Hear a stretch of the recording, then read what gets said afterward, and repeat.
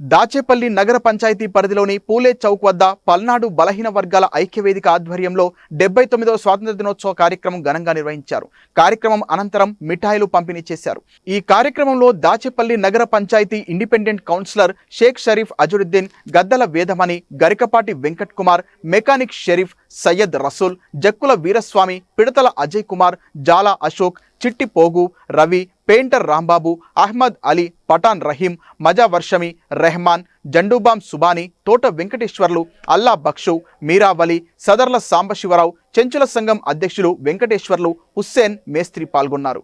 ఎందుకంటే ఎన్నో లక్షల మంది ప్రాణత్యాగం ఫలితంగా ఆ బ్రిటిష్ వాడి చెర నుండి మనందరి విముక్తి చేసి ప్రాణత్యాగాలు అర్పించిన వాళ్ళందరికీ గౌరవంగా మనం శుభసూచకంగా ఈ వేడుకలు జరుపుకుంటూ ఉంటాం.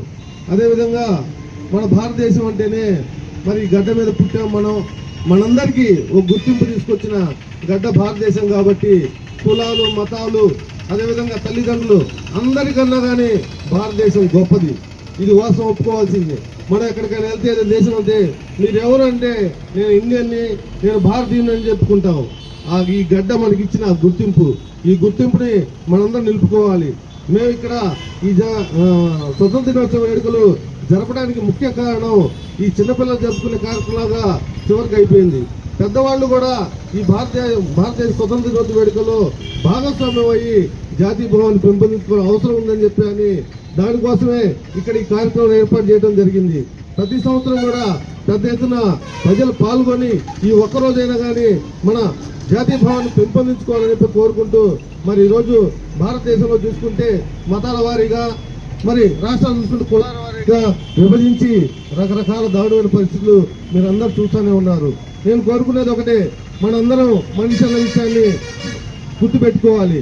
కులాలు ఒకటే, మతాలు సరే, అవన్నీ అయినా కానీ మన మానవత్వం కూడిన ఒక మంచిగా జీవనం కొనసాగించాలని చెప్పి అని కోరుకుంటూ, మరి ఇప్పుడు చూస్తూ ఉంటే యువత చాలా దారుణమైన పరిస్థితికి వెళ్ళిపోయింది. అంతకుముందు సిగరెట్ల వరకే తాగేవాళ్ళు, ఈరోజు గంజాయి తాగుతూ ఒక జనరేషన్ మొత్తం నాశనమైన ప్రమాదంలో పడిపోయింది. మనమే చూసాం ఆ బీసీ హాస్టల్లో విద్యార్థులు ఎంత వికృతంగా తయారయ్యారు, ఎంత సైకోయుతంగా తయారయ్యారని ప్రతి ఒక్కళ్ళు మన ఆ వీడియో చూసిన ప్రతి ఒక్కళ్ళం కూడా చాలా బాధపడ్డాం. ఎందుకు యువకుల ఆలోచన విధానం ఈ విధంగా తయారవుతుంది?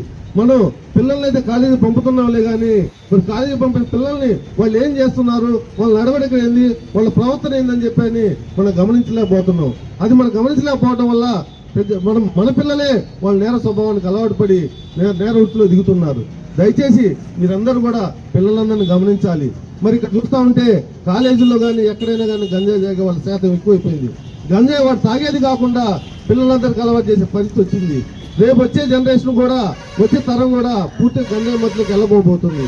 దయచేసి ఈ గంజాయి అరికట్టడంలో ప్రభుత్వాలు పనిచేస్తూనే ఉన్నాయి, కానీ ప్రజలుగా మన భాగస్వామ్యం ఉండాలని చెప్పి ప్రతి ఒక్క చోట కూడా గంజాయి తాగేవాడిని కానీ అమ్మేవాడిని కానీ చూసినప్పుడు పోలీసులకి మనం సమాచారం అందజేసి దీన్ని అరికట్టాలని బాధ్యత మన మీద ఉందని చెప్పి తెలియజేసుకుంటూ మీ అందరికీ మరి ఒకసారి 79వ స్వతంత్ర దినోత్సవ శుభాకాంక్షలు తెలియజేసుకుంటూ మీ అందరికీ ఇక్కడ వచ్చిన అందరికీ కూడా హృదయపూర్వక నమస్కారాలు, కృతజ్ఞతలు తెలియజేసుకుంటున్నాను.